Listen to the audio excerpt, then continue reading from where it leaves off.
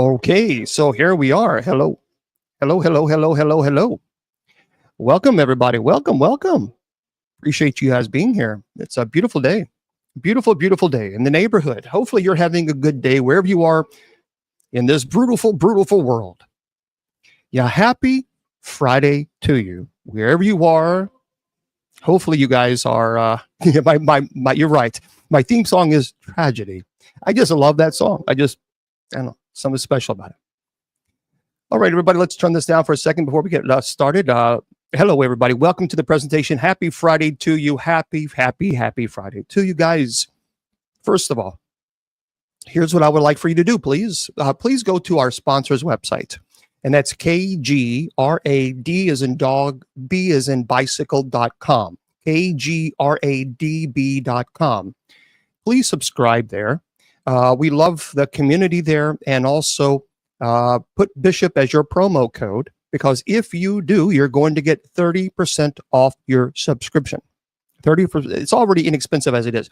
Now, Mr. Producer, one thing that I've noticed, and I'm not noticing it with you, but when I use the StreamYard, sometimes it will toggle back and forth from Wi-Fi to my Ethernet. And it does this all the time. Now, I don't even have Wi-Fi on my computer. I've turned it off. It's directly hooked up to the internet. So I don't know if you have, maybe if we can, because it keeps buffering sometimes. We'll see if it does it tonight. But what you'll see is, right here, right over there, right there, you'll see it go to Wi-Fi and then go back off Wi-Fi. And it drives me crazy because it does it on all the presentations. It is. And I've contacted everybody, and no one knows why. No one knows why. Okay, so if you can, I will have to, right? I'm going to pay attention tonight to see if it does it, because it should. But okay, if you want to go to my website, it's bishopjameslong, LONG.com. bishopjameslong, LONG.com. So there it is. Yep, it is, the cat. And also, if you want to go to the church's website, that's usocc.org. usocc.org.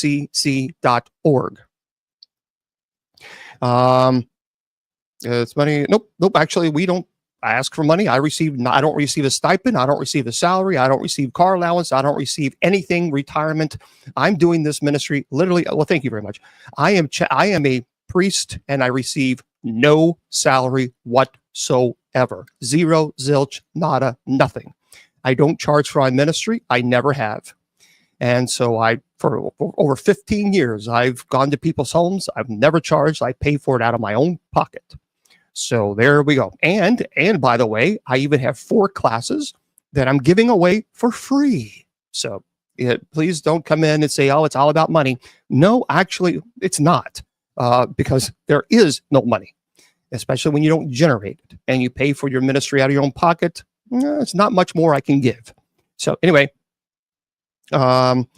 that's the deal. Make sure you go to, if you want to take the 4 classes that we have online, they're all free.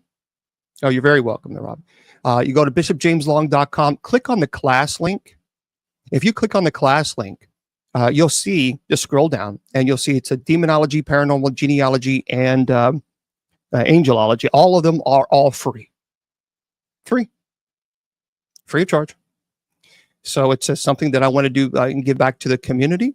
And so, Jamie, you mean James? So I don't know Jamie.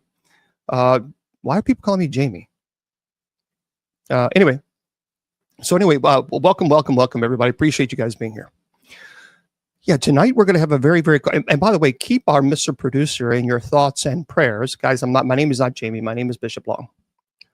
So do us a favor, if you would, please, keep our Mr. Producer in your thoughts and prayers. He has vertigo.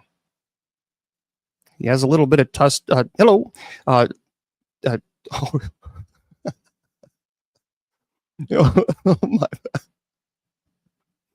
Oh boy, I tell you what, this is a I know. I that's what I'm laughing about. I'm telling you, it's one of those days, guys. It's one of those days. Jamie in chat. It is one of those days, guys. It has been. Hey, the old Calgon, Take Me Away. Yeah. So anyway, if you want to know more about the church, I studied for the Roman Catholic priesthood for 6 years, received my minor orders. And if you want to know more about us, usocc.org. That's it. So if you people keep asking over and over and over, and by the way, let me just say something because this is very important. If you are Roman Catholic, and if you go around telling people that they need to convert to Roman Catholicism, you're not Catholic yourself, because the pontiff had actually made a very, very stern comment about doing such things. So a reporter asked him, should we try to convert those people of other faiths to Roman Catholicism? And his exact answer was no, no, no. That is a grave, he called it a grave sin against ecumenism. So if, in fact, you're going around and you're telling people they need to convert to Roman Catholicism, you're not Roman Catholic yourself, because you're not following the pontiff's teachings, which is, by the way, required to be Roman Catholic. So if you're going around telling people that they need to convert, the Pope said you're committing a grave sin. And that's pretty serious stuff. So just a little bit of theological explanation for you guys. Right. Yeah, Jamie, I tell you what, it is just preposterous. Really, it is preposterous, because I've never, but you know what? I have found that people who usually do that are most of the time, 9 times out of 10, they are considered Easter or Christmas Catholics. They only go to church during Christmas or during Easter. I have Mass every single day of my life. I have Mass every day. So, but nonetheless, in this community here, let me explain something, how we operate. We welcome everyone, regardless of your faith. It doesn't matter if you're Catholic, Roman Catholic, Old Catholic, Independent Catholic. It doesn't matter if you're Lutheran, Methodist, Episcopalian, Jewish, agnostic, Muslim, atheist. We welcome every single person, just as long as people are kind. Simple as that. You know, that one rule that Jesus said, to love your neighbor as yourself. You can't be loving your neighbor as yourself if you're judging and condemning them. That's not love. So just a little bit of heads up. And already I'm seeing people being muted. See, they just cannot control them. They are so full of hate. It's sad. It is sad. And then people want me to prove that demons exist. Look at the chat. Look at the chat on TikTok. And you want me to prove that demons exist? But tonight, we're not going to talk about, first of all, let me just make this very clear. One, we don't talk politics on here. If you want to scream and yell and holler politics at somebody, this is not the platform for you, because we don't engage at all. So if you're trying to argue politics here, you're wasting your time. I won't even pay attention because it's too divisive. So if you're a Republican, you're welcome here. If you're a Democrat, you're welcome here. If you are independent, you are welcome here. So we don't do that here. Not interested, have no desire for it, and that's the way this platform is going to run. So that's how we do it. Okay, Eagles fan. Well, we'll talk about that in just a second there. Well, the Catholic Church, keep in mind, there are actually 23. There's a lot of people who don't know that the Roman Catholic Church is not the only church that exists. That's Catholic, which a lot of people don't know this. But nonetheless, yeah, it doesn't really matter. Okay, everybody. So hello. Yeah.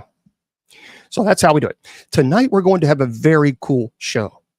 You know, a lot of times we talk about demonology, and we get it. I understand people are interested in demonology, and okay. But I think it's also very important to talk about angels as well, because it just seems like angels don't get a whole lot of discussions, because more people are more interested in talking about the spooky, scary demons. And when you start talking about angels, they're like, oh, I'm out of here. But if you talk about demons and possession and scary stuff, oh my gosh, it is just, the people flood in here. And that to me is kind of sad when you think about that, but that's just the way it is. That's why a lot of television shows, they push demons, because they know that demons sell, which is really sad, because there's so much more in life than just demonology. So our guest tonight is a good friend of mine, and his name is Willie Windwalker Gibson. Let me tell you a little bit about Willie Windwalker for those of you who do not know. So Willie Windwalker Gibson is a renowned shaman, spiritual healer, and author, highly respected for his work in bridging traditional Native American spiritual practices with modern holistic healing techniques. I am also Native American, as my grandmother and my grandpa were both Cherokee. He was born and raised in Louisville, Kentucky. Willie Windwalker Gibson carries the wisdom of ceremonial traditions of his Native American and Cherokee heritage. His unique insights and abilities as a shaman have made him a sought-after guide for those seeking spiritual clarity and healing. Now, Willie began experiencing spiritual visions and encounters at an early age, leading him on a lifelong journey to embrace and explore his innate abilities. And over the years, he has honed in on his skills in various shamanic practices, including meditation, energy healing, spiritual counseling, with a particular focus on connecting individuals to their ancestral spirits and guiding them towards balance and harmony in their lives. He's a versatile and engaging speaker. Willie Windwalker Gibson has appeared on numerous radio and television programs, sharing his profound knowledge of spiritual realms and enlightening listeners with stories of angelic beings and powerful healing experiences. His approachable style and deep understanding of both earthly and spiritual worlds have resonated, I think, with audiences around the globe. By the way, in addition to his healing practice, Willie is an accomplished author, having written books that capture his vast experiences and insights, aiming to inspire and empower others on their spiritual journeys. His writings explore a variety of topics, including shamanic rituals, sacred connections with nature, encounters with angelic and spiritual entities. And through his work, Willie is dedicated to fostering a deeper understanding of spirituality, cross-cultural connection, and personal transformation. And with compassion and clarity, he encourages others to embrace their spiritual gifts and live authentically. And before any of the hater-gators, the trolls, immediately start judging, because after all, that's what they do, Willie is a very devout Christian. So with that, with saying all that, and of course the introduction, let's bring on our buddy Willie Windwalker Gibson. Hello there, Willie Windwalker Gibson. How are you today? Hey, James. How are you? I'm doing well. I do appreciate you very, very much for being here tonight and spending some time with us. So thank you for doing that. Sure, James. Anytime. Yeah, now, folks. One thing that we'll get your questions in just a second. I promise you, we'll try to entertain as many questions as we possibly can, because that's what it's for. It's an interactive community as we have here. So if you have questions, hang tight with those for just a second. Let's get into the presentation. In about 30 minutes or so, we'll kind of throw out some of your questions to Willie and go from there. All right. So Willie, I thought this would be a fantastic presentation to talk about angelic beings and encounters. So first of all, before we get into your stories, how do you define angelic beings in your shamanistic tradition? Helpers for the great creator, James. Like I said, we walk many paths. I mean, you and I do with different types of spiritual things, but they're basically angels are the work for the great creator. Angels can be non-human, never been on earth before, and angels can be people that's lived before, and they work for the creator now, and we'll get into that a little bit in a minute. Absolutely. And as far as, would you say, are angelic beings acknowledged in shamanic cultures or tradition? Are they acknowledged, or are they defined as something else? You can say your spirit guide is an angel. Okay, so spirit guides, they refer to angels as, spirit guides as angels. Yeah. Okay, so let's do this. Let's get into it, because I know that you've been, first of all, how long have you been in the paranormal community? Let me see, 60 years. Okay, 60 years, folks. All right, so you have 6 decades of experience, obviously, with the paranormal community, with spirituality. So what type of interactions or encounters with angelic beings have you had? Let's get right into it. Well, as a kid growing up, I met quite a few angels, and at the time I didn't know who they were, because some angels were some of my ancestors and my grandfathers and things. So I saw my first real angel to understand what it was my father. Back in 1984, my father was really ill, and he was in the hospital for 6 months, and a lot of things happened to him, and finally he just went on ahead and crossed over. Well, 2 weeks after he crossed over, I was in his room. I got off work. I was in law enforcement. I got off work and went to his house, and I went into his room and I laid down on his bed just to see if I could feel his energy. Well, I was looking straight up at the ceiling, and I felt something grab my foot, and I looked up, and there he was, smiling at me. And James, he was glowing, and he had a white outfit on. He died when he was 60, but he looked like he was 30. And I sat up in the bed, and I looked at him, and he kind of glided over to the side of the bed, and he pointed down, and I looked down, and he had two legs because, and while he was in the hospital, he had both legs amputated, and I was the one that had to do the signing of the papers to have that done to save his life. And he knew deep down that it was playing on me, and I think this is one of the reasons he came back after a couple of weeks. So I got up out of bed and I started to reach for him, and he backed off, and he shook his head no at me. And I said, "What's wrong?" And he just shook his head no, and he faded out. Just disappeared.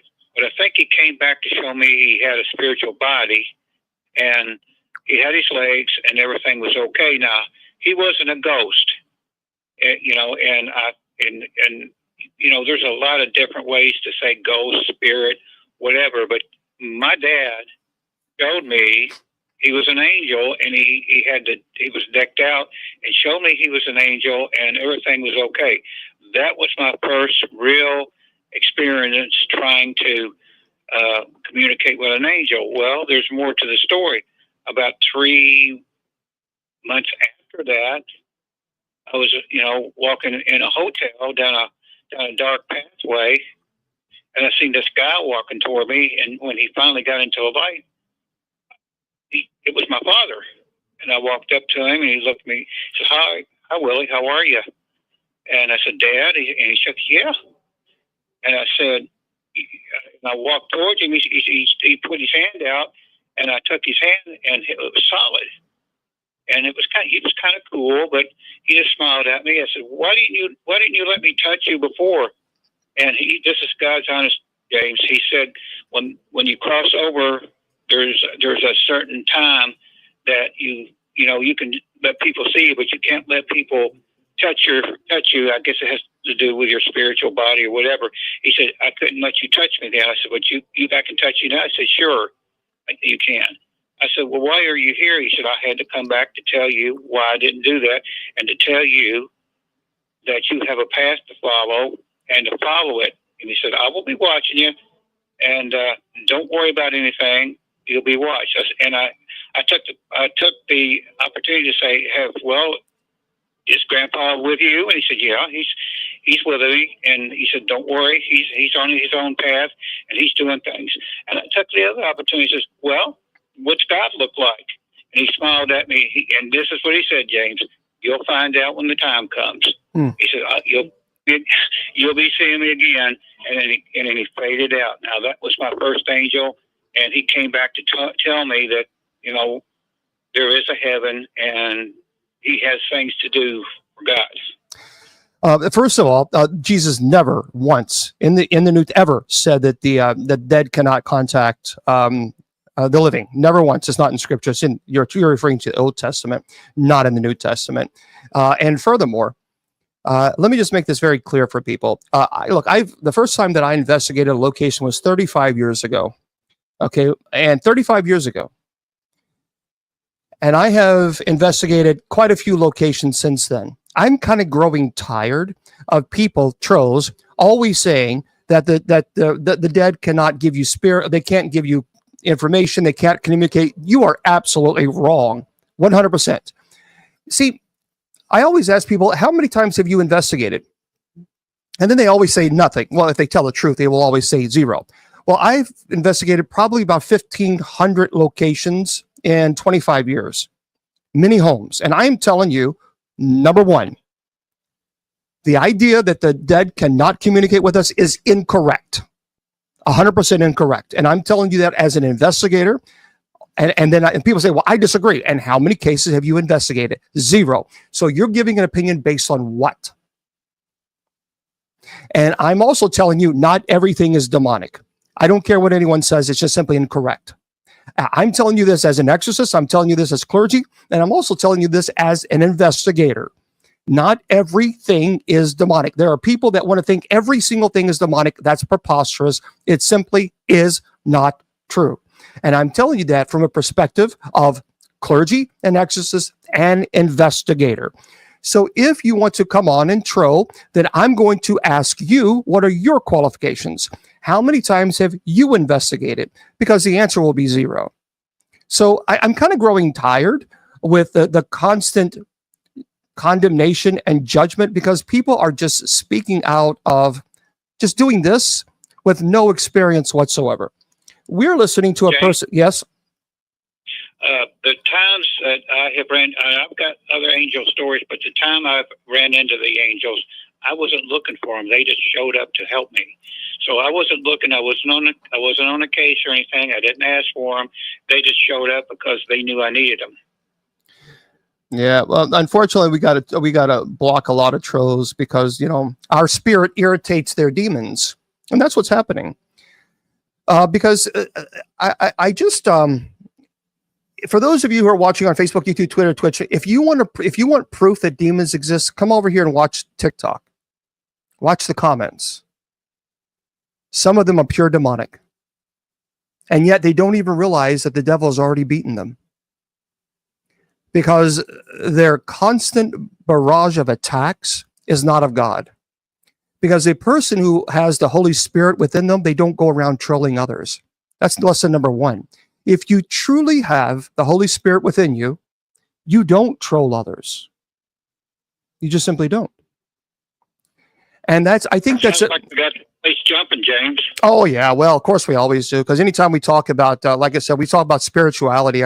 Their demons are irritated, no question about that. Okay, now let's talk about this. So, can you describe, besides, of course, your father? Now, there's a lot of theologians who say that human beings cannot be angels because we're completely two different species altogether. Angels cannot be humans, and humans cannot be angels because we are elevated. We are above angels because we are created in God's spirit, in God's image.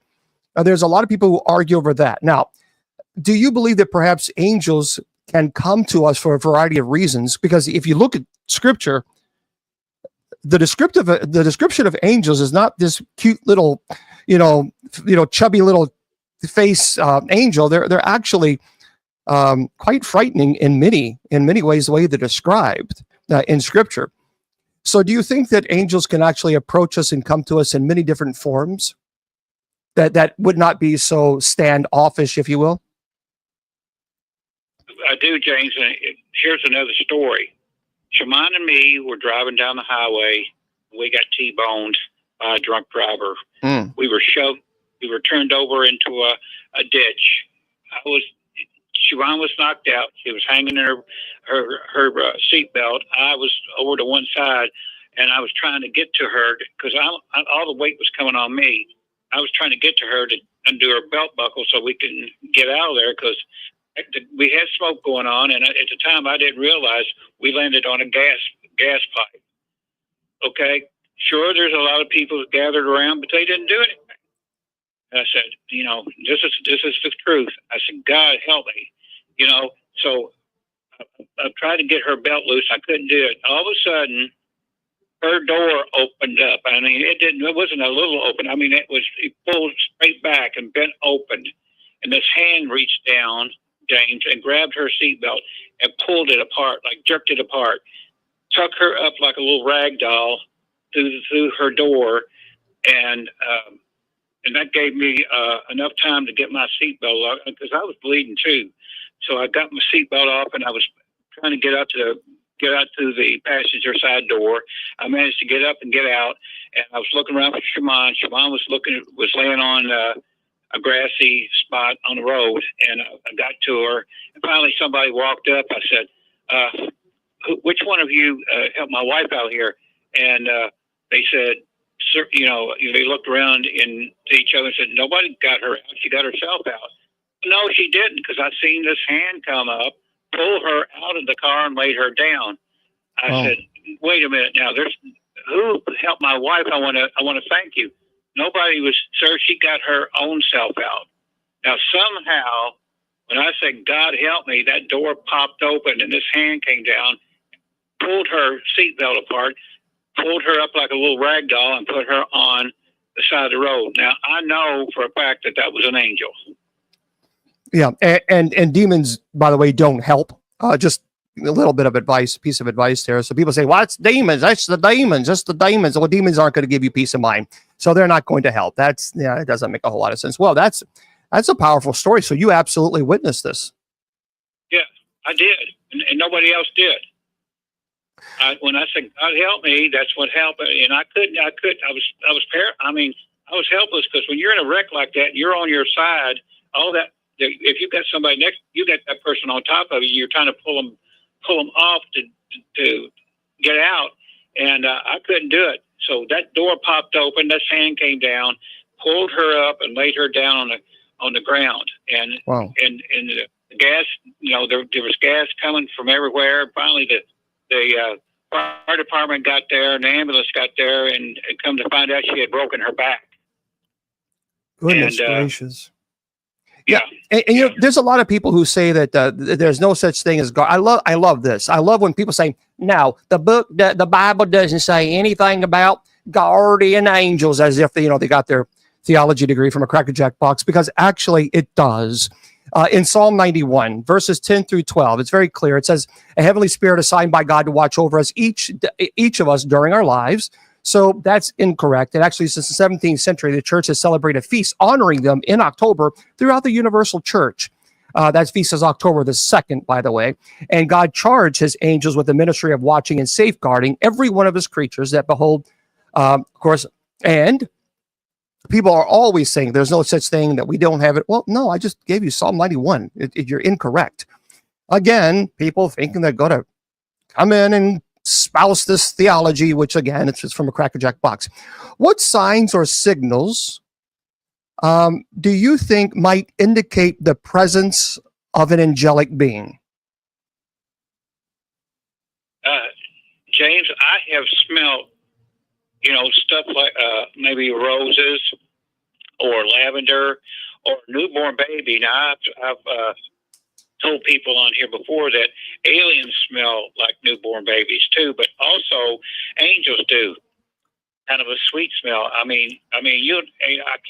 Sometimes I can't see them, and like I said, I don't go looking for them. I don't go looking for demons, but they find me. But the angels, if I ask for help, God sends me somebody. Now, one time, there's another story too, and I've written about this. All these stories is coming up in a new book soon to be published. You're getting like a little preview of all kinds of stories. But another time, we had a real bad snowstorm. It's back in the 90s. I guess you can remember that. And my car was broke down, and we were stuck in the house, and we needed food. So I told Shaman, I'm going to go ahead and walk down the store, and the store was like a mile away. And we're looking at, you're talking about 6-8 inches of snow outside, but we needed the food. So I took off walking, and I started walking, and I said, God, help me get to the store and back safely. So I kept walking, and all of a sudden, from behind, I felt somebody tapped me on the shoulder, and I turned around, and there was a lady there. She said, "Hi." "Hello." I said, "Hi, how are you?" She said, "You going to the store?" And I said, "Yes." He said, "Can I walk with you?" I said, "Sure." So we were walking along, and we were talking, and I told her, that I had to hurry back. My wife was by herself, and I understand that, but I want to keep you company. So we kept walking a lot, and we finally made it to the store, and we went inside. She went inside the store with me. We were walking around, and I said, "Aren't you going to shop?" She said, "No, I saw you walking along, and I thought I'd walk with you because you look like you could use a friend." So I finished walking. I got a couple bags of groceries and walked out, paid for them, walked outside. She was walking beside me. I said, "By the way, my name is Willie." And she said, "Oh, hi, Willie. My name is Maggie." I said, "Maggie?" Yeah. And she said, "Yes." And I said, "My grandmother's name was Maggie." She said, "Small world, isn't it?" I said, "Yes." And I got in walking. I said, and finally got home. I said, "Well, Maggie, you want to come in and warm up and have some coffee?" I said, "No." She said, "No, I need to go home." I said, "Okay. By the way, my name is Willie Gibson. I mean, what's your name?" She said, "Maggie Murphy." I said, "Maggie Murphy?" She said, "Yes." I said, "My grandmother was named Maggie Murphy." She said, "Yes." She said, "Yeah, she was." And she smiled. I looked at her, and I only saw one picture of my grandmother forever. And I looked at her, and I said, "Grandma," and she smiled at me. And James, this is what happened. She faded away. Oh, wow. And you saw it Yep. just completely fade away. Yes. For those of you, someone's asking about do angels outnumber humans? Well, technically, the book of Revelation, chapter 51, verse 1. I'm sorry, Revelation chapter 5, verse 11. I don't know where that was. So, Revelation chapter 5, verse 11. It describes a vision where the number of angel was 10,000 times 10,000 and thousands of thousands, suggesting really an innumerable or extremely large multitude of angels. So it doesn't specifically give a number, whereas in 2023, the population of humans on the earth was 8 billion. So we simply don't. That's a good question, but it's difficult to answer. But I would say yes. Okay, so let me ask you that. Many people come to me and say they wish they could have, an angelic experience, have some type of angel appear to them and help them. So in your experience, why do angelic beings appear to certain individuals and to others they don't? James, they're there. Okay. They're there. They're all around you, but you just can't see them. And when the time comes, if they're needed, they'll jump in and do what they need to do, and they're gone. They don't wait around for a thank you or anything, or they disappear, or you'll turn around and whoever that is will be gone. I mean, they're all around you. They're invisible, but they're there. And there's a good question now. And again, I'm sorry that I have to keep saying this, trolls. I'm not paying attention to you. I will completely ignore you. So you're wasting your time. James, let me say something. If they're calling me a liar or all that, they don't know me. No, they don't know my experiences. Willie, it's not you. You could give some of these people are so demonically influenced that you could give them $1 million and they will talk about behind your back because you didn't give them $2 million. There are some people that are just just very toxic. These are the same people that went to a 12-year-old's live who has brittle bone disease, and they were trying to get him kicked off of the live just because they were being mean and hateful. And they were saying some of the most god-awful, horrible things to this kid who was just trying to, he sings and tells jokes, and they were actually making his life miserable during his lives and trolling him. That is pure demonic. That is unbelievably demonic. And there's going to be a lot of people that's going to have to answer the answer for that. But let me ask you this. So that's the last time I'm going to address this, Rose. So you think that they're all around us then, correct? Well, I know they are. Then how would you say that you can get and connect with them? Or for example, if they're all around us, which I believe that we all have guardian angels, how do you connect with them or know that they're present? Besides the smells, what can people do? James, since they're all around you, I mean, they can hear you too.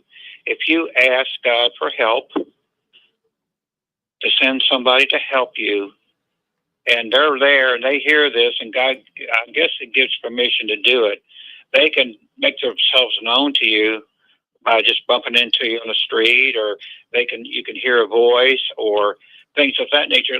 Let me tell you a story that you were involved with that you don't know about. Okay. Okay.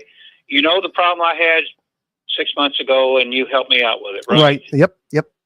Okay. Well, I was down. I had been put to it. So had Shaman, and I sat down and I said, God, I need some guidance here. I need some help. Show me the way. And this is the truth, James. Your name came up, James. Call James. It's like somebody whispered in my ear, call James. Okay. I called you. I got a hold of you, and I told you what was going on. There was no doubt in my mind that an angel was sent to get you, to bring you to me. No doubt. I heard it. Call James, and it was an angel. And when you got here, you did your thing, and everything was okay. And that was me asking God for help, send me some help, and an angel was sent to you to bring you here. I know you were. Yeah, and for those of you, Willie and his wife have been dealing with so much lately, so many health issues and just oppression. I mean, just, heavy, heavy oppression. And so Willie gave me a call and went over there, and yeah, there was definitely some demonic oppression that was affecting, no question. And it was a heavy presence in your house. And I'm just glad that you were able to push through that, because no matter who you are, whether a shaman, an exorcist, you do deliverance ministries as well. It's the devil will constantly attack you, constantly. And this is why in my life, I always want to use my words to lift people up, not to tear people down or to criticize, because I believe that we will be held to an account for everything that we say and do. And if we spend our lives tearing people down, we're going to have a really hard time to explain that type of demonic behavior, because it is demonic. And I think it's important. You've spent your whole life helping people and never charging, and especially when the deliverance ministries, and you guys were certainly under it. There's no question about that. And we actually see in Scripture there are many references, by the way, to angels. The cherubim at the entrance of the Garden of Eden. We see they appear to Abraham in Genesis and save Lot and his family in Genesis, intervene with Isaac in Genesis. The heavenly vision of Jacob's ladder accompany Israel through the desert in Exodus. And of course, in Isaiah, it talks about, and Ezekiel talks about, Daniel and Zechariah, in Matthew chapter 1 and Luke chapter 1. I mean, it goes on, Paul, Peter, Cornelius.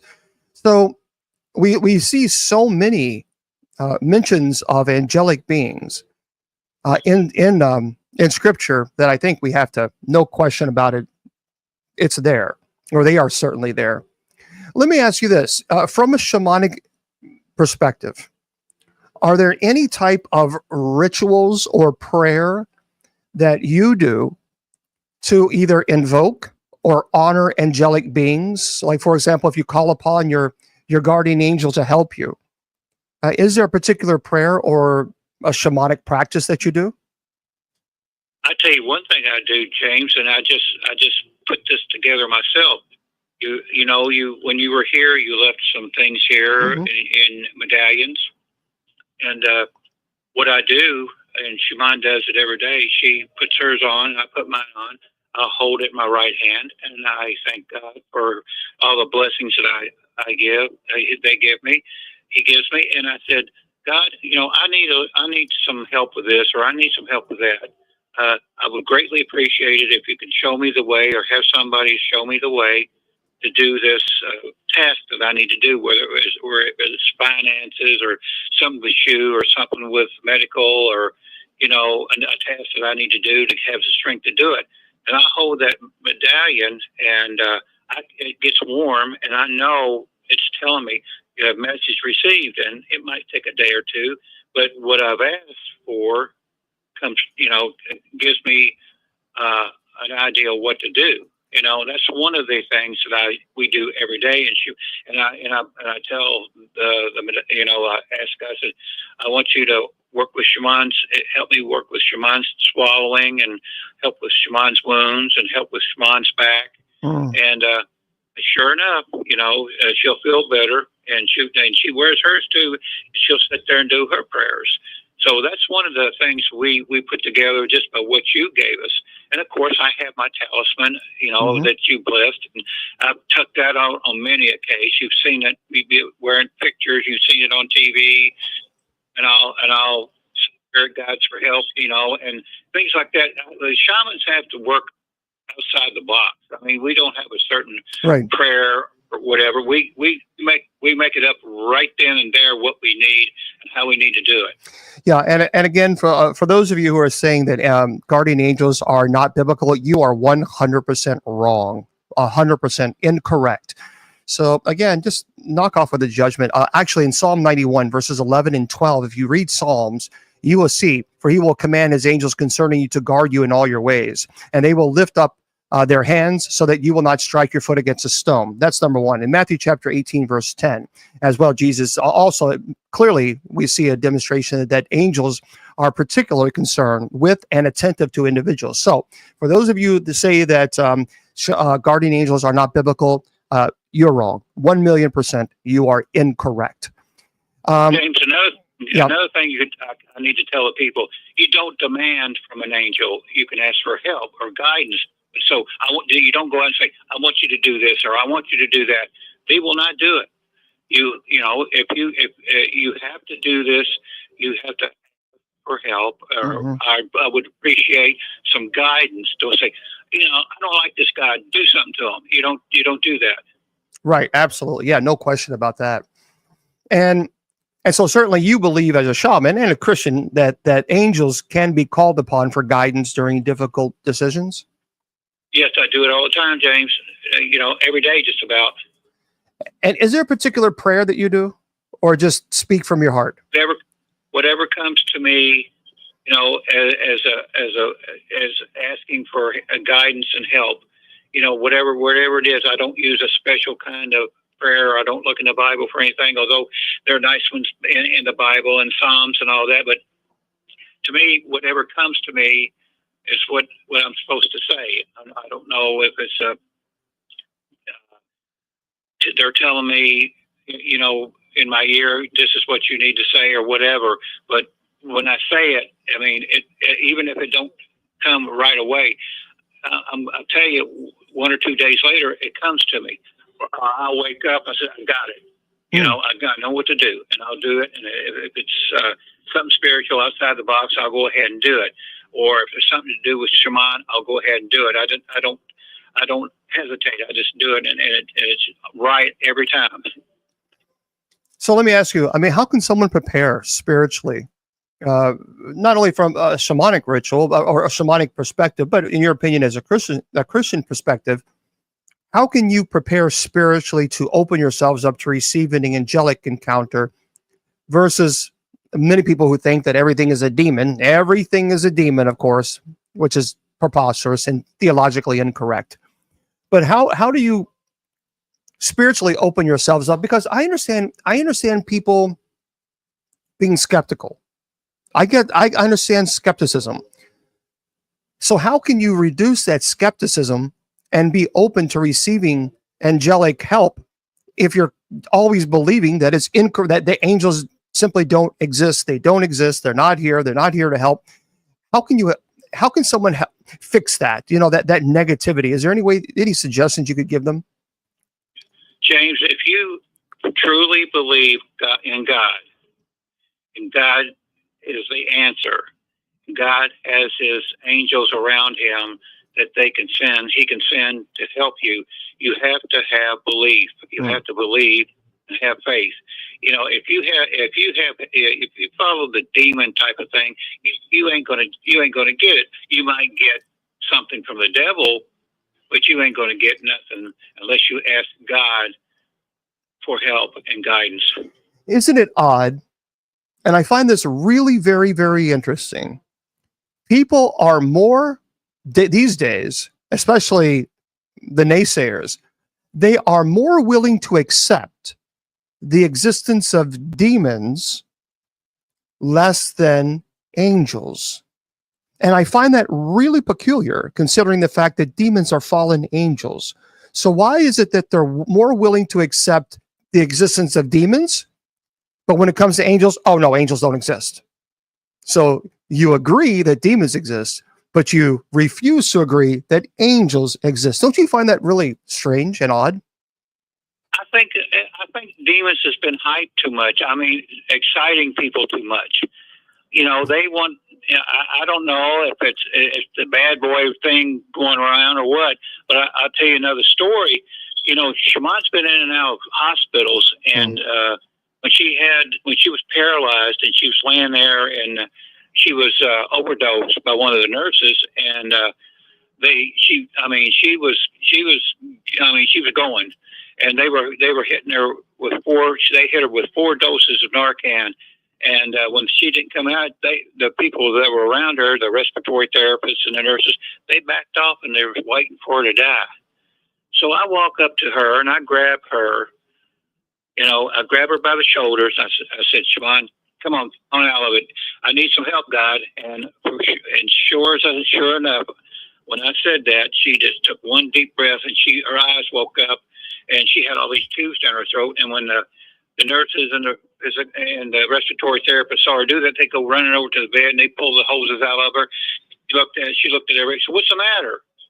And it's almost like she just woke up from a deep sleep. They gave her up for dead. But when I went over there and grabbed her by the shoulder and said, "Come on, Siobhan, God, help me get her out of this." And I shook her a little bit, and her eyes popped open.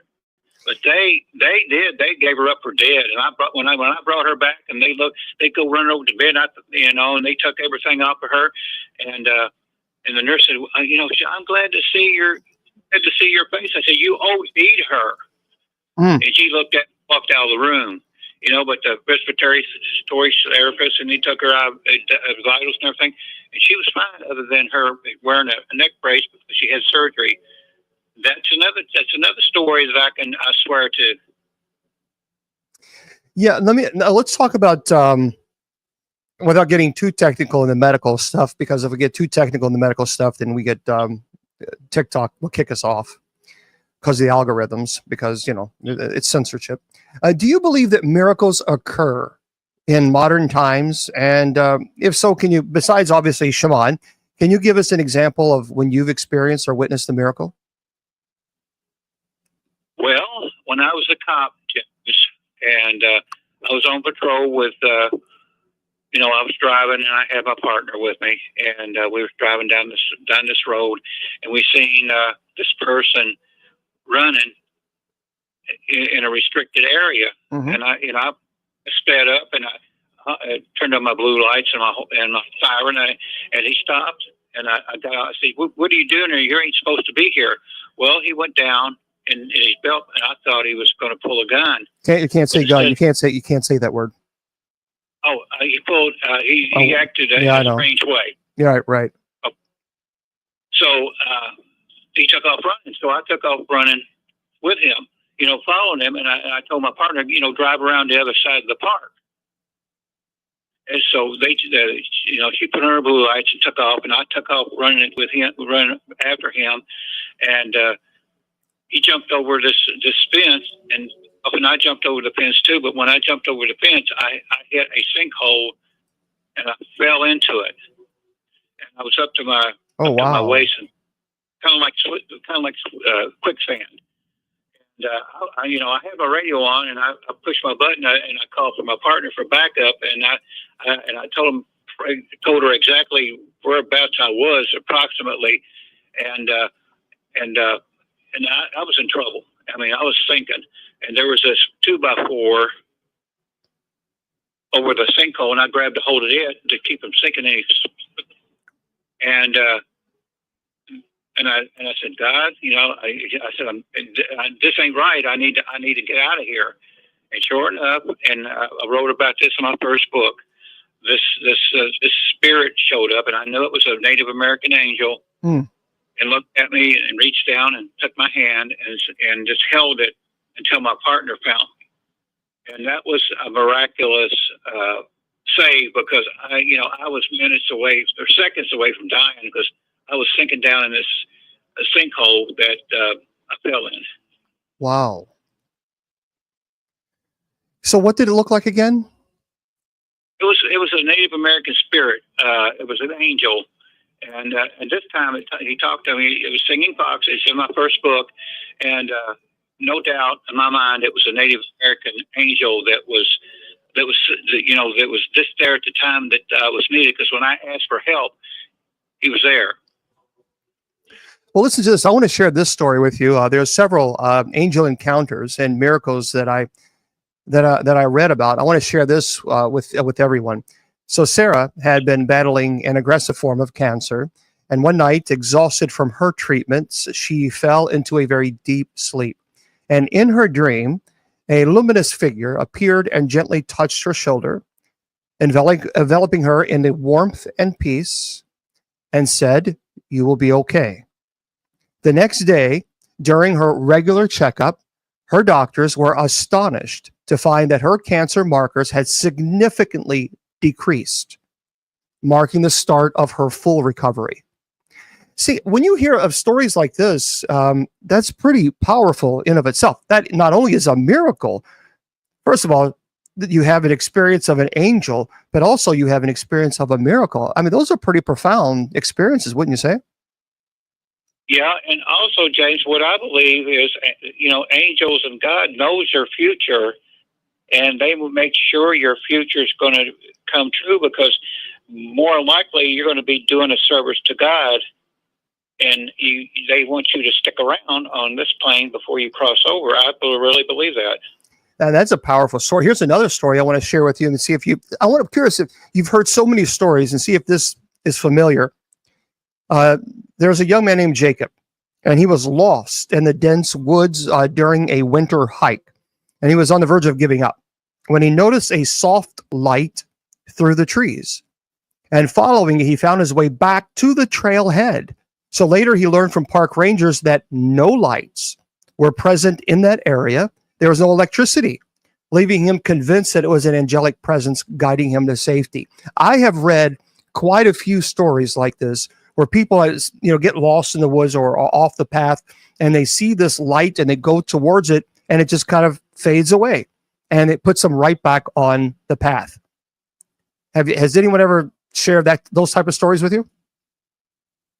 I've been in those type of stories. Oh, tell us about it. Again, I was a law enforcement officer, and I was kind of like, I guess the title you would call me is like a ranger type of thing, because I had jurisdiction over many state properties and things like that, and I would go check them and make sure nothing was going on. Well, I was on one of these roads, and it was nighttime, and my car was having problems, and it went completely dead. And I was out there, my radio wasn't working. I don't know how many miles I was from the main drag or whatever. And I just decided to try to walk out of there. So, I was armed and I had a flashlight and all that. So I go walking down the road, and like you said, I saw a light. I figured it was another ranger or just a car, taking a cruise up through there, whatever. And I kept walking and walking and walking. I couldn't see anything. I couldn't hear a motor running or anything. I could see the light through the trees. So I said, what the heck? I'll just go ahead and take a chance. So I went on ahead and went into the forest, and I was following the light, and I followed it. But I must have walked for an hour or 2 hours. And finally, I got to the main road. And just when I got to the main road, that light went out. And sure enough, another ranger was coming. It's like It guided me, ranger. Yeah, that's happened to me. That is profound. That is profound. Listen to this story, Willie. This is, here's the deal. I believe in these miraculous stories. This is a true story. There is a police officer, Tyler Beddoes, was in, obviously for the shock of a lifetime. When he and other officers arrived at an accident, it was in March 2015, where a car had overturned in a body of water. Well, Beddoes, who believes the entire event is a modern-day miracle, explained what happened. when he and fellow police officers went into frigid waters to approach the car and look for survivors. And that's when he told Faith Wire that he and other officers all heard something incredible. He says, we all heard an adult female voice, which was calm, saying, "Help me, help me." Beto said, the voice really guided us to the car and gave us hope that whoever was calling out was alive. And here's why some believe that this is one of the most fascinating miracles today. When they reached the car, there was a woman who had been deceased for 14 hours, but an 18-month-old baby was still alive in the back seat. And in the end, that mysterious voice helped save the baby. That is profound. That is unbelievably profound. I heard that one.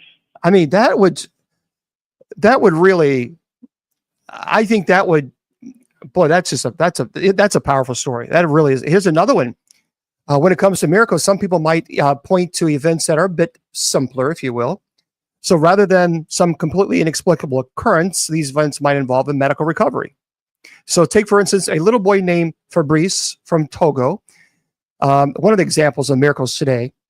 And his story was told by Compassion UK, a Christian nonprofit. And according to the group, Fabrice hadn't ever spoken a word since birth until he came into contact with compassion. The organization said during his first medical checkup at the program, Fabrice was diagnosed with a tongue tie. After a simple operation, Fabrice would be able to speak for the first time. The project staff rushed to tell his father, who was astonished. And together they took Fabrice to the local hospital. For less than $8, his tongue was fixed. Today, Fabrice can speak normally and has lots of friends to play with. Now, this might not seem like a modern-day miracle discussed obviously in the examples we're talking about, but it is a miracle of God worth noting. So God uses people to perform miracles as well. And Fabrice is just one of millions of examples. And I think it is. You know, the simple connection to compassion changed absolutely everything. But when you hear stories of police officers, I've heard stories of firemen. You know, they walked into a house, they checked everything. There was nothing there. They even had the goggles on for heat, everything. There was nothing there. And then when they left, one of the firefighters kept saying that he kept hearing, someone say, "Help, help, in this room, in this room." And the chief said, "Look, there's nothing in there. We already checked. There is nobody there. They flipped the beds, everything. There's nobody there."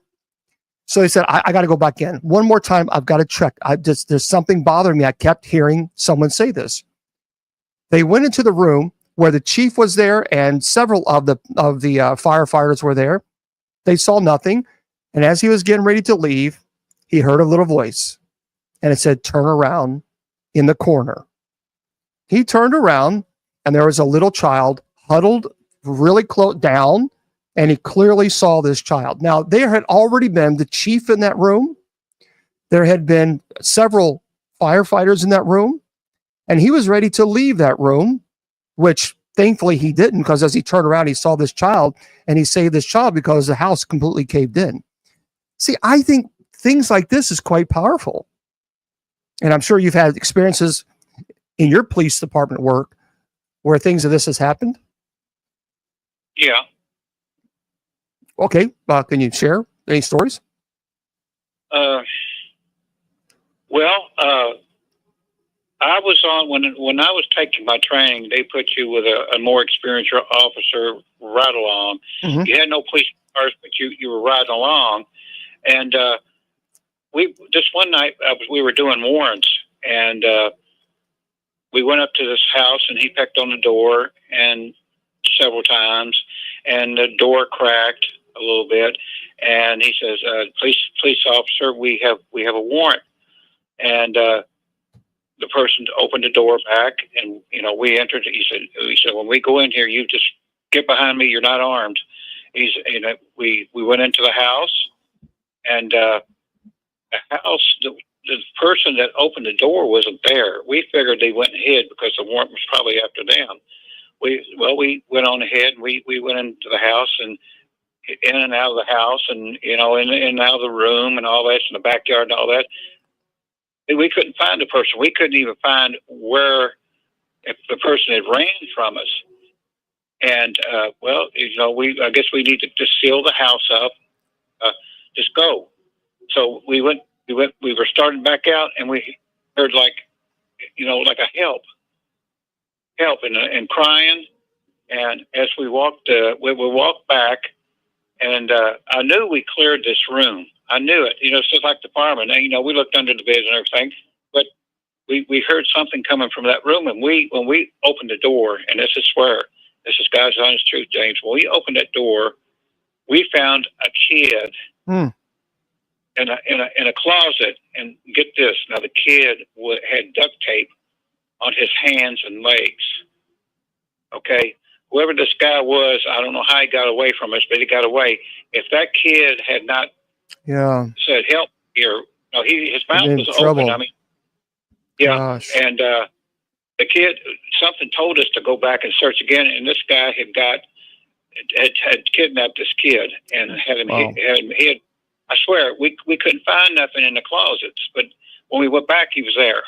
So let me ask you, because a lot of people want to connect to their guardian angels. People talk to me about this all the time, but we also know that there can be some dangers, that trying to connect with the spiritual world can actually get you into some big trouble because you might be connecting something you don't want to connect to. So are there any dangers or misunderstandings that is associated with trying to seek contact with angelic beings? And from a shamanic perspective, is there a right way to try to connect to your guardian angel, if you will? James, it's just like trying to play with a Ouija board. There are a lot of people out there that are professionals, and they know how to use a Ouija board to ask questions. It's the same with trying to contact another spirit. You have to say, in God's, say a protection prayer. Say, I would like to hear from a messenger from God. I only want to hear from the greater good of God, and put that protection up. Now, there's a lot of times I have been in a situation where I just went ahead and asked for God's help, and in the type of work that I'm in, God hears me fast. But if there's somebody out there that just wants to sit down and try to contact their spirit guide, or talk to God, or talk to one of his angels, to sit down and said, in the name of God and the protection of God, please let me get a message. And they just need to put a protection prayer up. Okay, and if you guys if you have any questions, you're more than willing to jump in and ask. For those of you who are just joining, we're not going to be on much longer with Willie. He's been on for an hour, or a little less than an hour. So if you like to jump in and ask Willie some questions, you're more than welcome to. All you have to do is just go ahead and ask, and I'll be more than happy to throw. I'm Bishop James Long. We're talking to our buddy Shaman Willie Windwalker Gibson. Rob is asking, when people try to contact the dead relatives, Willie Windwalker Gibson, who has 60 years experience in the field, do you think they're always speaking to demons? No. If you, like I said, if you ask God ask for a message from God, and it help you get a communication going between loved one. Let me tell you something about that. If a loved one wants to come to you, they will come to you. I mean, it's not like you're asking a ghost to come forward. Spirits, when you're in this type of work, spirits can come and go. They watch over you, and if you want to talk to them, ask. If you're in the light of God, give me a message. But don't just sit down and say, "Give me a message," and trust whoever comes through is that person, because a demon will disguise herself as a loved one. So how do you know? The question that people are asking, how do you know if you're trying to connect to, let's say, a deceased relative? How do you know you're connecting to them versus you're connecting to a demonic that's pretending to be their deceased relative? Like I said, ask for guidance from God. Now, when I saw my dad come back as an angel, I didn't ask for it. He came back and showed me his legs, and he didn't ask me to do anything to harm anybody. He just came and gave me a message a few months later. He didn't say, you do this or do that. He said things will happen to you that you need to follow, and you're being guided by God. And I did that. You've got to make sure, and demons know. This thing. Demons know a lot about you if they've been watching you and they know a little bit about your background and your family and all that. They can put up something that that will fool you. But if you ask in the name of God, they really can't do that. So my question, there's Caitlin's asking a good question there on TikTok. Can an angel, in your opinion, push you out of the way to protect you from getting hurt? Now, I have heard stories of this. What is your perspective on this? I got a story for you, James. Okay. I'm out in my cruiser one night, and I'm at the fairgrounds, and it's night. It's about 2:00 in the morning, and I get out of the car, and I got my flashlight around, and I'm looking around the area, and all of a sudden, I get this push from behind. Okay. The minute I got a push from behind, a shot rang out and the bullet bounced off the sidewalk right near me. And whoever pushed me out of the way saved me from getting shot. Oh, wow. That happened. That's a pretty powerful experience. I pulled my gun out. You can't say that. I looked around. Yeah. I looked around, and I looked around. I couldn't see anything. It's like whatever it was came out of nowhere. Wow. But something pushed me just as it was going to hit. If I hadn't got out of the way, I would have got hit. So what I did, I got on my radio and said, "Officer needs help. No, officer needs backup." Now I'm on state property, so state police is dispatched. So is Louisville police, and when they got there and looked around the area, and I showed them where, and you could see the piece of concrete that the bullet, the shot hit and bounced off. So they knew I was the truth, but I had gotten pushing. And what am I going to do? I said, they were a bad shot, and they missed. I mean, I can't say, well, I got pushed out of the way. I mean, you don't. How do you put that on a report? You don't. Right. I was lucky. I was just lucky. Yeah, Willie does not say in playing with Ouija board. He was saying that when you try to reach and try to communicate with your guardian angel, you call upon them, your guardian angel. I ask you to help me. That Willie was not saying playing with a Ouija board to connect with guardian angels. That's not what he was saying. Willie is actually. No. Willie's been very, very clear for many years. He and I are both. We do not advocate for the use of Ouija boards at all. No. I'm saying is, it's just like a Ouija board is a portal you can open up, and a lot of it's the same way we're asking for a spirit for help. You got to ask a certain way, or something else will show up. So let me ask you, how do you know? There's so many people ask this. How do you know if a loved one is trying to say, "Look, I'm here"? I mean, how do you know that versus something evil? Because again, there are some people that no matter what, they think everything is a demon. They can't get that out of their mind. Everything is a demon. It's not. But how do you know if your loved one is trying to communicate? How do they, from your perspective? I have my opinion, but from your perspective, how do they tell you? How do they give you clue you in on this? James, what I've done over the years, I've learned to invoke the power of God when something is trying to talk to me, even if it's like an ancestor or somebody that and or whatever. Evoke the power of God, and I just tell them, God, I am protected by God. If you are, go ahead and talk. But if you're not, you will be repelled from me. And it's worked. And when I do get the communication going, and I'm getting the communication across back and forth, I throw in a little something that only that person would know, this between them and me. I know that demons can trick you, but if you invoke it in the name of God, they can't. I've learned this, and I'm sure you understand this. They can't overpower God. God's got the will over them. Yeah, and now, someone says, Jane, I don't understand. Can they be animals? Can who be animals? Are you talking about angels? I guess maybe angels. I guess maybe that was the question. Can angels come, perhaps maybe in the fear of animals? I guess that's the question. I don't really know. I'm just assuming that's what you meant. Oh, you've got yeah. Someone's asking. So someone's asking, can angels appear in the form? That's really quite. Can angels appear in the form of an animal?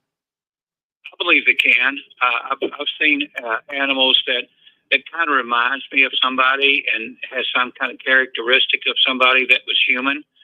I think they can. Well, I've always believed that. I believe animals are angels without wings. So I no question about that. So we're going to wrap things up here. Obviously very soon. What kind of advice would you give to people if they lost a loved one and they want some type of sign, but they also don't want to do anything that's going to get them in trouble, and do something that they shouldn't do? So what advice would you give them if they're trying to just get a sign from their loved one that they're okay? Again, James, just ask for help from God to work with that angel to let the person know that they're there with them. Always invoke God, because that way you'll know. They might say, "Well, Mom, I'm going to ask God to allow you to show me that it's really you. I mean, show me, by smell or a piece of jewelry or something like that."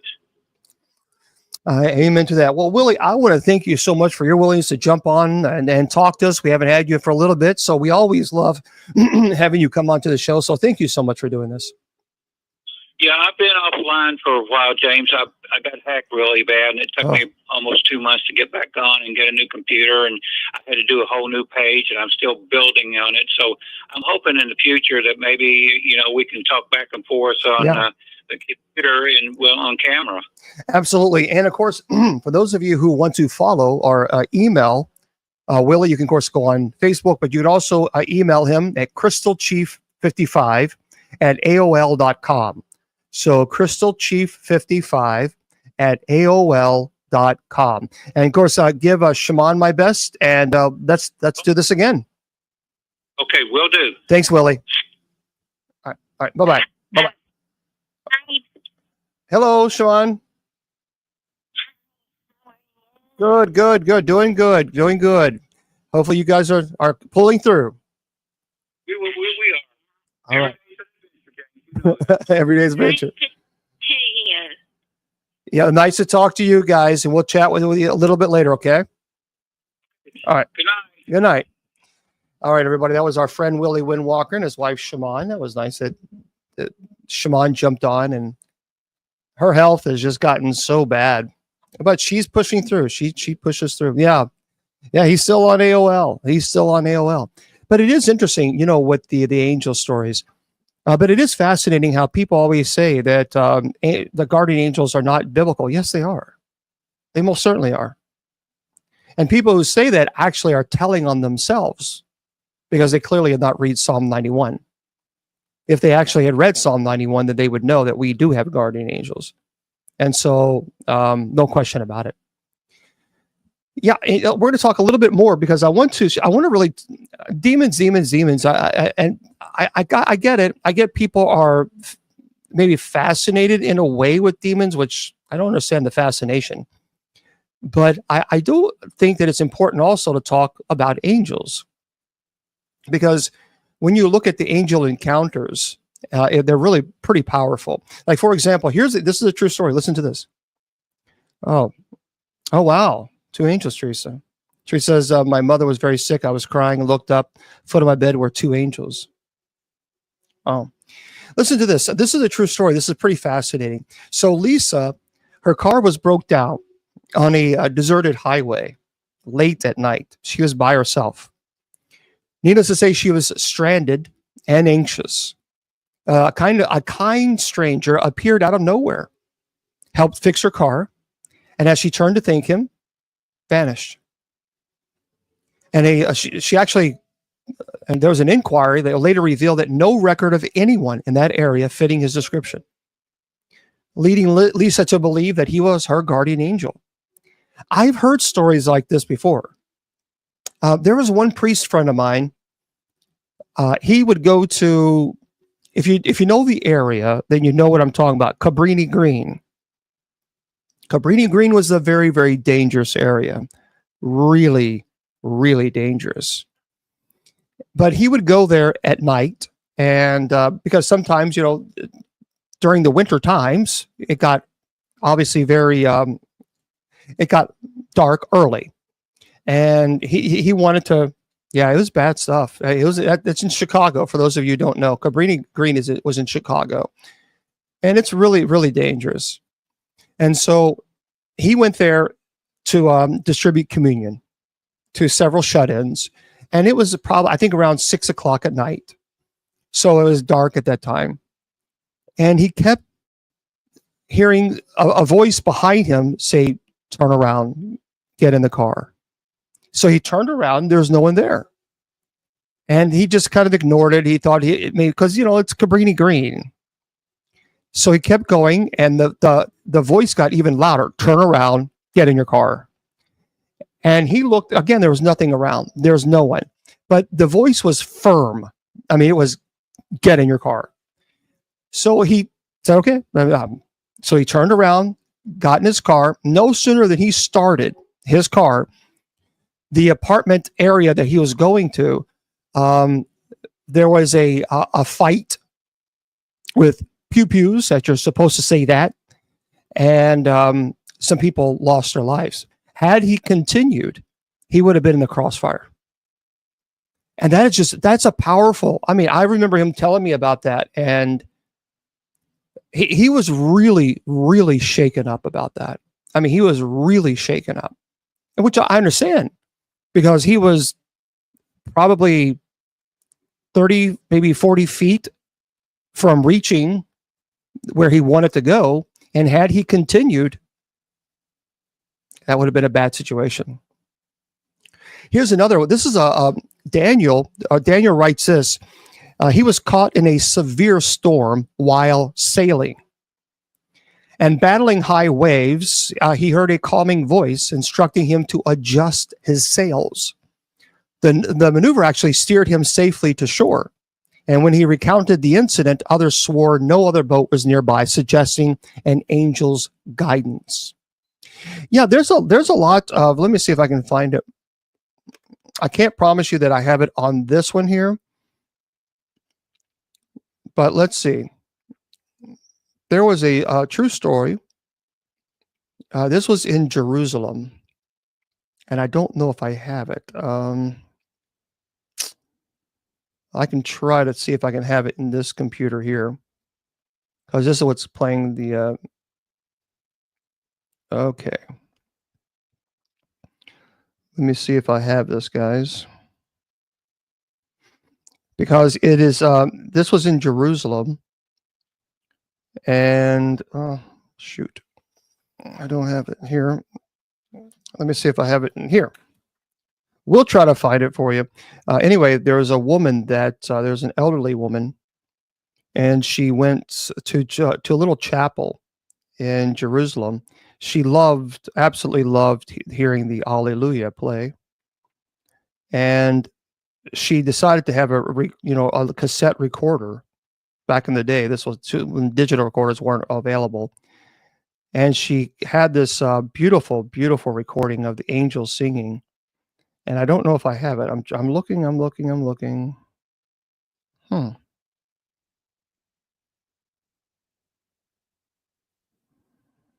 Let's see. That's weird. I don't know where it is.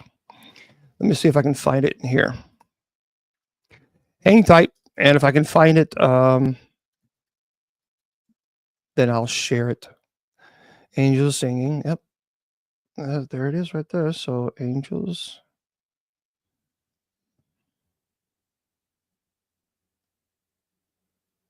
Okay. So yeah, I found it. And this is actually, so this was an elderly woman, and she loved going to this little chapel. And I think this is it. Yeah. So anyway, so what happened is she went to this chapel in Israel, and this was back, I think, in the 80s. And she had this a little cassette player, and she loved listening to the choir. But something was really strange that night, and the music stops. But what happens is you're going to hear, this is an EVP, you'll hear music continue. No one heard this in the church, but people began to be just moved with emotions. And she forgot to turn, the recorder off after the choir stopped singing Hallelujah. And she got back home and she played it. This, by the way, was in fact verified by a sound engineer with multi-million-dollar equipment. There was no, fakery of this at all. This is a woman in her 80s, 70s, 80s. But anyway, this is what it is, and this is what she captured in Israel. That's the choir.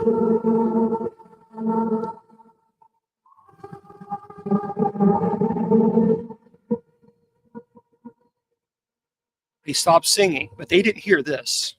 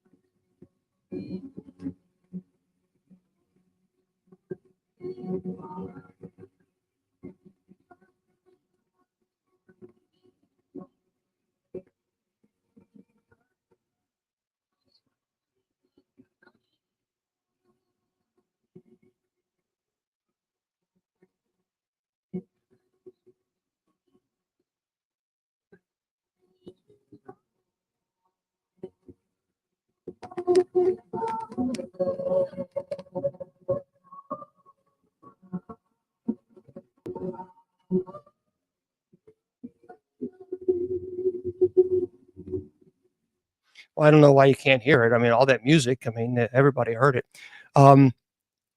They were singing the Alleluia. There was no choir singing at that time. None. The choir had stopped. And when she took this, and this was a cassette recorder, and when she took it home, she played it back. Now, this was a very interesting, I've heard this one as well. This is pretty fascinating. So this story of,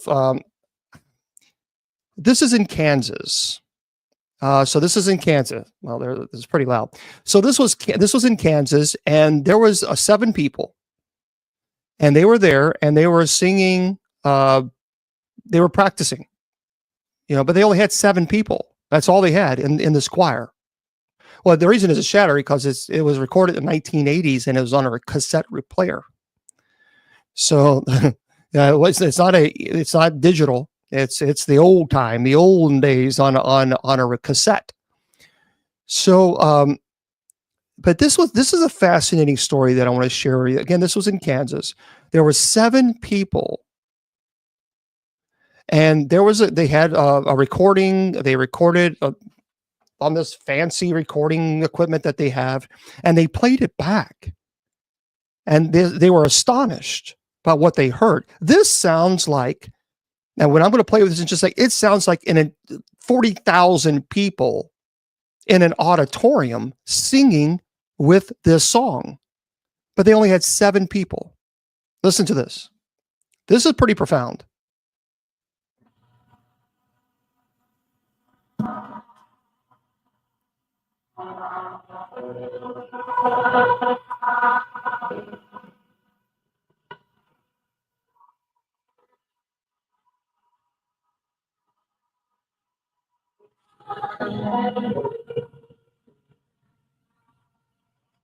Seven people. That's not 7 people.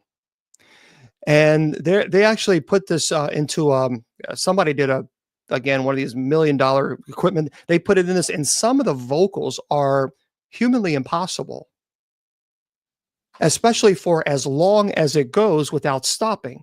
And this was, by the way, this was verified. This was verified to be authentic. There's nothing. There was splicing. There's nothing in this at all. It's all one recorded sound. Listen.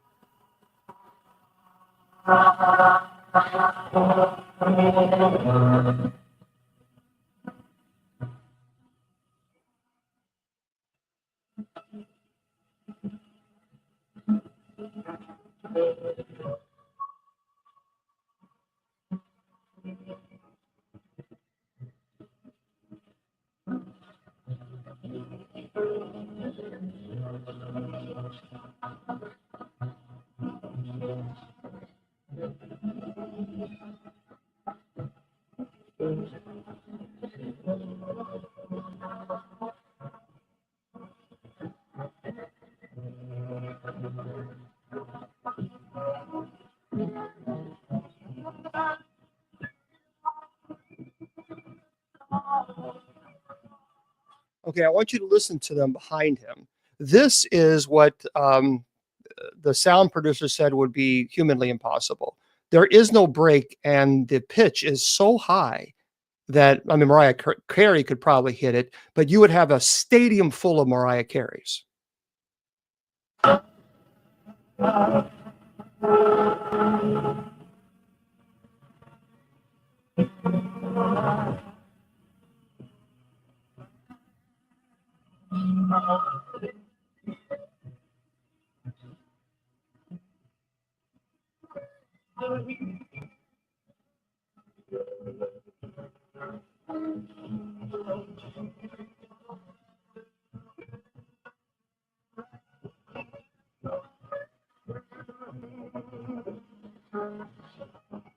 That's pretty powerful.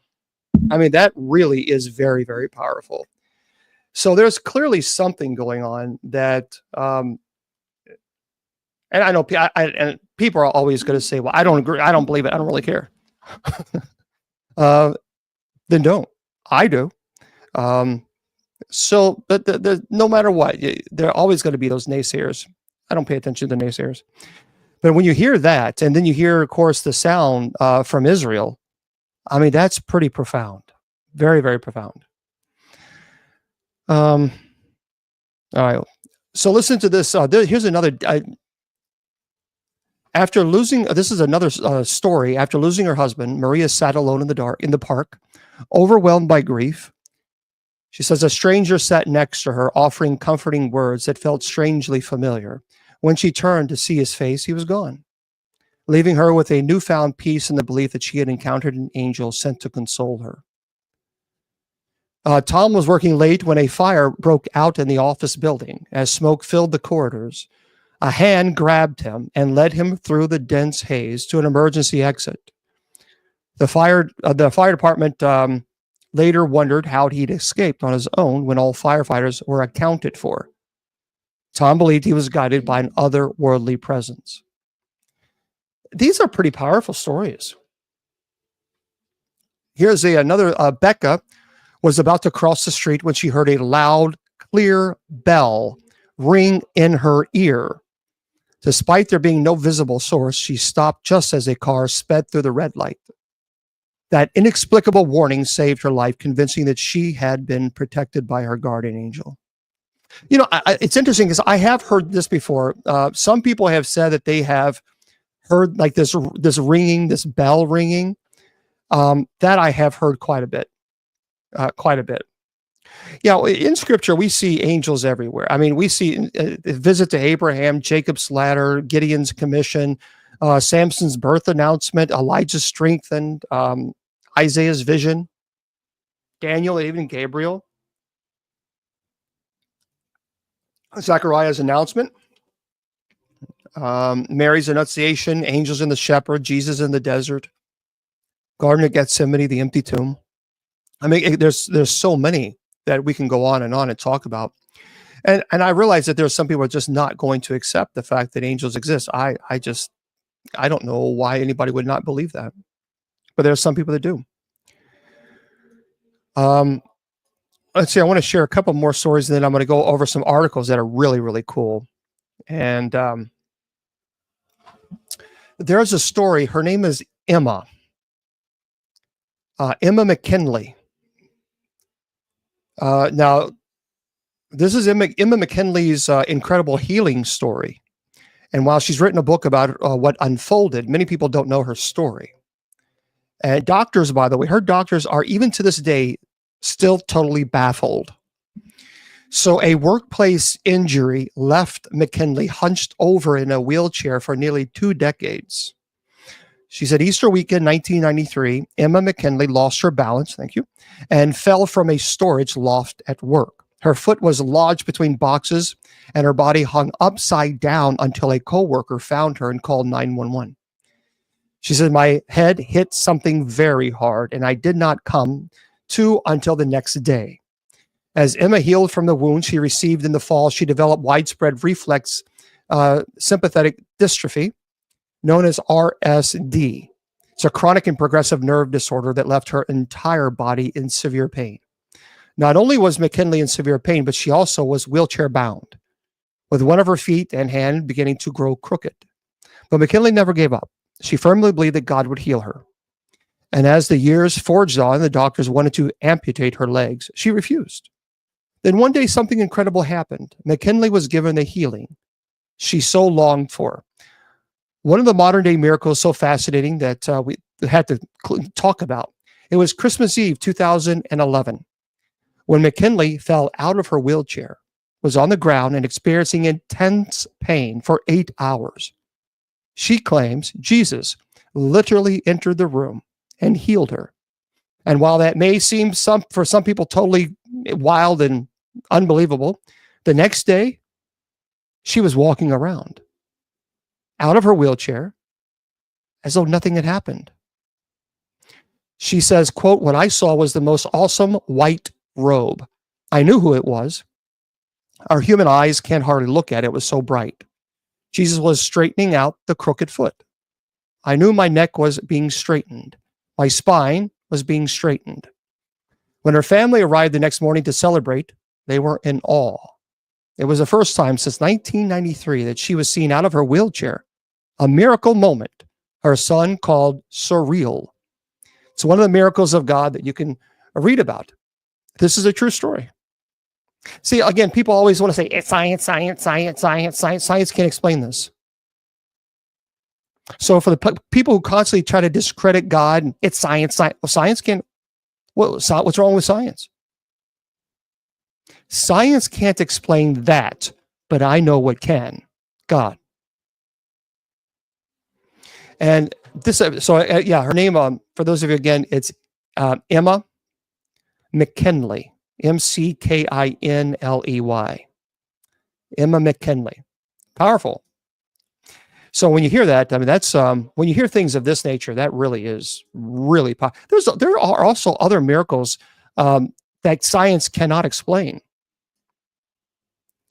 And a lot of people think that miracles don't happen. That's incorrect. Listen to this.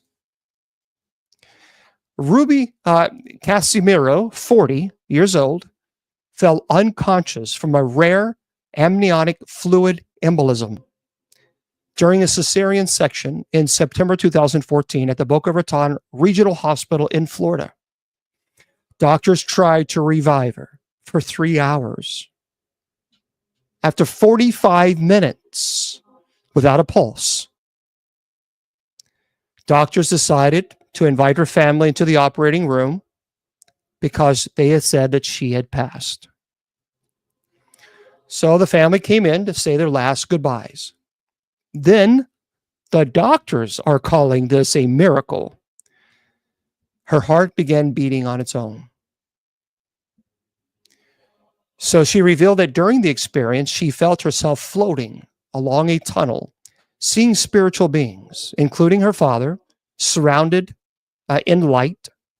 What's even more incredible is that she suffered no brain damage, made a full recovery, and she had a baby girl who's healthy and happy. That is unbelievable. Here's another true story, which is really, really fascinating. When I read this, I'm like, I have to share this with everybody. A boy who fell into an icy stream was resuscitated after nearly 2 hours of CPR. Gardell Martin, 22 months old, was playing with his siblings outside his parents' home in March of 2015 when he fell into a gushing creek with 34-degree weather. Gardell was found a quarter of a mile away by a neighbor, unconscious, without a pulse. Emergency personnel were called to the scene and immediately began performing CPR, which continued uninterrupted for 101 minutes as they transported him via an ambulance and a helicopter to a hospital. His body temperature upon arrival was 77 degrees, well below the normal temperature of 98.6. After doctors gradually warmed the boy over 24 hours, he remarkably woke up without any apparent signs of neurological damage. Another story that certainly is a miracle. The end of Grayson Kirby seemed inevitable when he was thrown from a demolition derby car at the Mid-Atlantic Power Festival in Virginia in June of 2014. The accident, by the way, left him in a coma. His lungs were crushed. Nearly every other bone in his body was broken. His brain also suffered multiple strokes and hemorrhages, and his kidneys were failing. If he did wake up, he would likely have to, well, to put it blunt, he would be a vegetable. But his family refused to give up and turned to prayer. Thousands of people in the community and beyond kept Kirby in their thoughts and prayers and wore red shirts designed to show support for the injured man. In a final attempt to revive Kirby, doctors hook him up to a machine typically used for transplant patients. No, not trauma patients. Now, whether it was due to a divine intervention or a medical intervention or both, it worked. 10 days after the accident, Kirby opened his eyes and mouthed the words, "I love you," to his father. The doctors could not believe it. Neither could Kirby. He says, "I'm humble, I'm grateful, just amazed," Kirby said. "I know that God saved me. I know that prayer and believing saved me." That is, that's powerful. That is unbelievably powerful. That's $1 million question, isn't it? Why do some miracles happen to some but not to others? Well, I think we all experience miracles every single day. We do have the miracle of life, and we take that for granted. Many people do, and we shouldn't. Because the fact that our brains are still working, the fact that we can listen and that we can judge stories, true or not, that we have intelligence. I mean, the human body is magnificent. And the fact that we wake up every day, we just kind of take it for granted. But by the way, for those of you who would like to know, and caps are only for moderators, and they've told you multiple times, the Vatican confirms Colorado boy was healed by a nun from beyond the grave. Listen to this. This is why we pray. It's intercessory prayers or intercessions. The Roman Catholic Church has a rigid, formalized vetting process when evaluating miracles, which are defined as divine events that have no natural or scientific explanation. Investigating a single miracle could take years. By the way, many people, as you know, immediately went to social media when the Roman Catholic Church was updating their document on supernatural events. And of course, what happened? People who have no knowledge of Roman Catholicism immediately said, oh, they're talking about aliens. No, they're not. It had nothing to do with aliens. Nothing. The Roman Catholic Church updated their supernatural doctrine or protocol, if you will, because what was happening is there were Marian apparitions that were being reported in Catholic jurisdictions. And then bishops would declare those Marian apparitions as valid. When the Vatican got involved, they were able to debunk, and that caused a lot of confusion between the faithful, the bishops, and the Vatican. So all they did was to update. This is what happens when you have a supernatural event like a Marian apparition, where Mary appears, or it's being reported as Mary appears, then you have to follow this protocol because the protocol had been so outdated. That's all it was. But of course, people immediately went to social media, made all these ridiculous videos just so they can get likes and make a buck. When it had nothing to do with demons, it had nothing to do with aliens. It was about Marian apparitions and miracles. But here is a miracle that the Roman Catholic Church deemed as valid. Keep in mind, investigating a single miracle could take years. After a 14-year process, the Vatican released its verdict on a young boy's sudden recovery from a debilitating gastrointestinal condition. They say it, in fact, was a miracle. Doctors tried everything, antibiotics, diets, and tests, but it seemed nothing could stop 4-year-old Luke Bergi from literally wasting away in 1998. The 8 to 10 violent bouts of diarrhea he experienced every day for 6 months forced him to drop out of preschool. And after doctors began to suspect cancer, the boy's mother, a devout Catholic, began looking outside of medicine for a cure. She asked nuns to pray for Luke. Sister Margaret Mary Preister and the late Sister Evangeline Spinner knew what to do. They asked the founder of their order, Mother Teresa Bonzel, a German nun who lived 100 years ago, to intervene. The nuns prayed a novena, a 9-day vigil, asking Bonzel to heal Luke. As soon as their novena was complete, Luke woke up. His stomach no longer hurt him. The illness never returned. That is pretty profound. This is why I believe, I absolutely am convinced. Thank you very much. I am convinced that communal prayer works. And this is why I have stressed for years and years and years that people should be present to pray for one another, because I do believe in communal prayer. But yeah, that's a powerful thing, isn't it? Oh yeah, absolutely. Yeah, I love to hear it. This is a lot of people don't know about this. Pope Francis, for those of you who don't know, well, this is the story here. Pope Francis is often called the Pope of Surprises. Could he also be the Pope of Miracles? Hold on. Saint Gennaro was martyred in AD 305.